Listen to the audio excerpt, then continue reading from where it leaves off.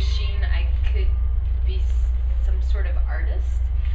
When I was little, I would ask my mom all the time for paints and for, I wanted to join the circus, and I loved reading books and acting them out. And when I was very, very little, I grew up on a farm and there was nothing around and I never got to go do anything. And so I would use my books and I would use all my stuffed animals and my poor little brother and make plays out of them and have a curtain over the dining room table, the kitchen table, and I would print these long tickets on the adding machine and make my mom sit through Goldilocks and the Three Bears with a stuffed pig and my brother and a stuffed bear and a rabbit. And that was and I loved it. That's all I wanted to ever do was like make these plays, and I was always playing make-believe, always.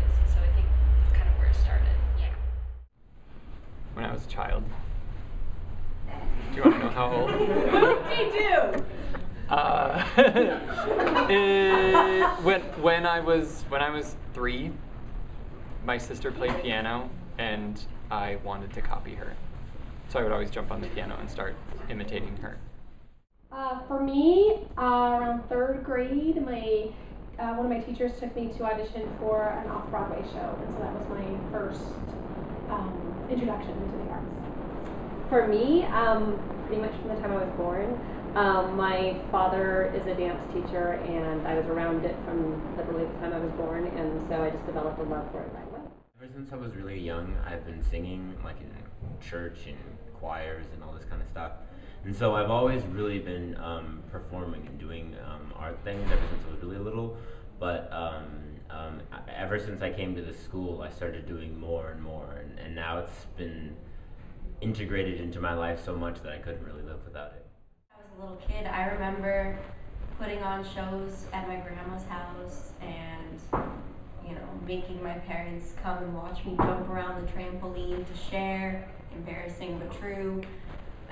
You know, we had this like little trampoline, and I would always like pretend that I was like the best dancer in the world. I'm not, but I would like make my parents pay $1 to see me perform and all of that stuff. And then, you know, my mom knew that I was a little ham, and so she signed me up for theater classes and dance classes, and well, that created this monster.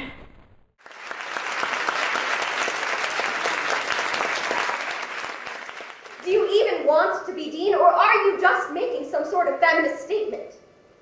Well, all I know is I'm not hung up on the job anymore. It just feels like more of the same. More of what I've done here for 3.5 years.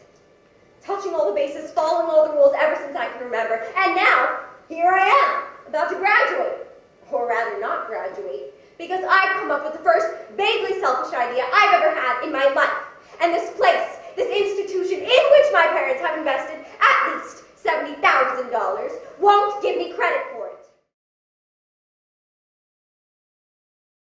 I think some of the best ways are just taking kids to things like the art museum, to professional theater companies, to youth theater companies, to high school plays, getting them involved and seeing everything.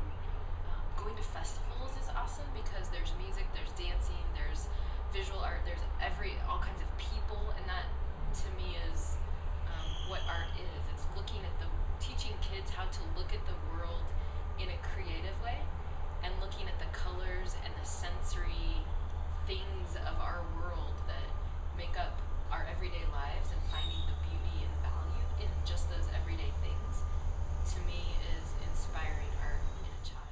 I think the best way is from when they're very little to start exposing them like to Disney musicals and things like that, because that's the first musical theater that most kids are exposed to, and just kind of getting them used to that, bringing them to shows, and just having music in the house all the time, I think is really, really important, and letting them kind of have fun with it and not make it normal. Yeah, pretty much the same. I remember my oldest daughter, her first experience was actually a high school version of Peter Pan, and she thought it was the most incredible thing ever, and I thought, well, this is a cheap way to get her involved in the arts, and so that's kind of, we just started hitting the high schools, and you know, when you see kids doing it, and they're kids, and they start realizing that that's something they could be involved in. Basically going out into the community and, you know, helping programs. It's not necessarily like the funding is the only thing that's missing. When a program gets cut at a school, it's the funding, but if we have volunteers or people who would be willing to go out and possibly help people get more acquainted with the arts, then I believe we could possibly, help that cause a lot greater. So I think really early on in the home is a good place to expose kids to arts and to imaginative thinking and interacting. But then there's lots of formal ways too. I have friends who take their children to museums and plays. Schools can always formally expose kids to the arts by sharing art history. Yeah. And I like incorporating the arts into academic classes as well. I think lighting up that side of the brain is really important. Well, it's good because it provides jobs, so that's important for me right now. I know that without having access to learning about arts in school growing up, I don't think I would be doing it as an adult, and I wouldn't be able to see the appreciation in the world around me like I feel that I do now. Even my art classes in elementary school, where we had to, create visual arts things or write, draw comic strips or like all those little things we did in elementary art, all of that made me look at everything in life in a different way, in a unique way, in a creative way, and led me to challenge the assumptions of what was always in front of me in a really positive way. So I think that's the role that it's played for my life, and I hope it can play that as in one education. Personally speaking, I've been so blessed in my arts education. I go to Arizona School for the Arts, and I do theater outside of school, and it's just always been a part of my life, and I don't know where my life would be without it, and it's like all the statistics that have proven that the arts help you in other facets of life, and I think it's such a disappointment that some children don't have that. Completes the human being. Arts education is important because it allows you to get creative or work with your creative thought process, which is important for pretty much every single aspect of life and anything that you would do later on in life. Being able to be creative and being able to get into the feelings behind something are one thing that arts and music and theater and all of the arts really help you get into and help you experience. Well, I think that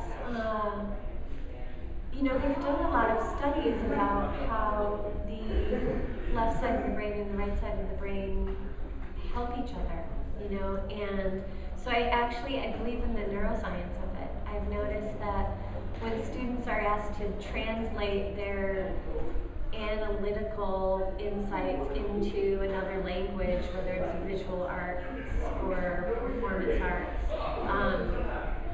those experiences deepen their knowledge and their analyses. So I've just seen that in action in my classroom, and I really think it's, the fact that we're lighting up both sides of the brain, But I also think that the arts is, a beautiful way to feed the heart and soul, and I don't believe in the education that leaves the heart and soul, outside. So I think the arts are the language of the heart and soul too. Well, I just think it's a cultural experience, and for a lot of kids that maybe aren't athletic, or maybe they don't excel in one other area of their life, this could be a whole chunk of their world that they're missing out on, and if they're never exposed to it in their education, they're never going to know. They're never going to know what it's like. Plus, there's a big world out there, so just being exposed to it makes you a more rounded person. Aside from those views, which I also have, I also doing arts is when you're looking at script, you're reading, you're interpreting, you're putting stories together. So even aside from just the way that we feel passionate about it from a standpoint of an educational value, there is so much to be learned from it. You should have seen those rags before. Link and lizards, Annie ain't just Annie anymore.